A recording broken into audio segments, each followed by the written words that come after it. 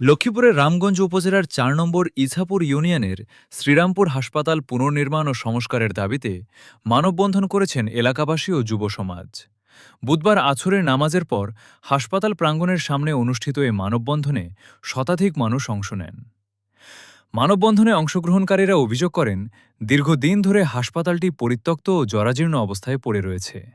ভবনটি এখন ব্যবহার অনুপযোগী হয়ে পড়েছে, এমনকি হাসপাতালের ভেতরে মাদকসেবীরা আড্ডা ও মাদক সেবনের আসর বসাচ্ছে, যা এলাকাবাসীর জন্য উদ্বেগের কারণ হয়ে দাঁড়িয়েছে।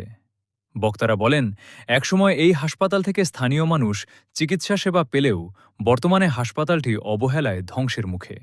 ফলে এলাকার হাজারো মানুষ প্রাথমিক স্বাস্থ্যসেবা থেকে বঞ্চিত হচ্ছেন। এছাড়া সাধারণ জনগণ বলেন, আমরা দীর্ঘদিন যাবৎ এই মেডিকেল থেকে আমরা চিকিৎসা নিয়েছি। ছোটবেলা আমরা এখানে আইসা চিকিৎসা পাইছি, কিন্তু আজকে প্রায় দীর্ঘ কয়েক বছর যাবৎ, প্রায় 15-16 বছর যাবৎ এখানে কোনো চিকিৎসা পাওয়া যাচ্ছে না। আসলে ডাক্তার থাকে না, আর ডাক্তার যদিও থাকে তাহলে ওষুধপত্র থাকে না। মানুষজন খুবই ভোগান্তিতে আছে, এলাকার লোকজন যথেষ্ট কষ্টে আছে, সুচিকিৎসা কেউই পাচ্ছে না। আমরা উপর মহলের প্রতি দৃষ্টি আকর্ষণ করব, আমাদের এই ৪ নং ইছাপুর ইউনিয়ন স্বাস্থ্য সেবা কেন্দ্রতে যেন সুচিকিৎসা নিশ্চিত করতে পারে, আমাদের এলাকার লোকজন যেন ভালো চিকিৎসা পায়, সেদিকে যেন দৃষ্টিগোচর হয় ওনাদের। দিন যাবত এই হাসপাতালটি বিগত স্বৈরাচারের 17 বছরের আমলে এখানে কোনো সংস্কার হয়নি। এখানে এই যে ভবনগুলি দেখছেন জরাজীর্ণ অবস্থায়, পরিত্যক্ত অবস্থায় আছে।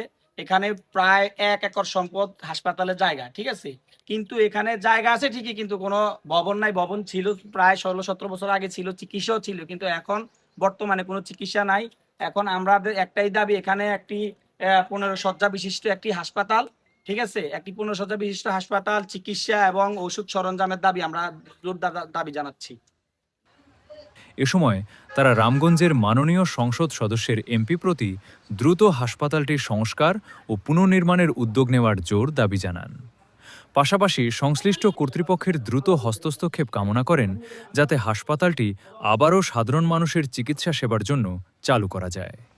আদিয়ান টিভি, লক্ষ্মীপুর।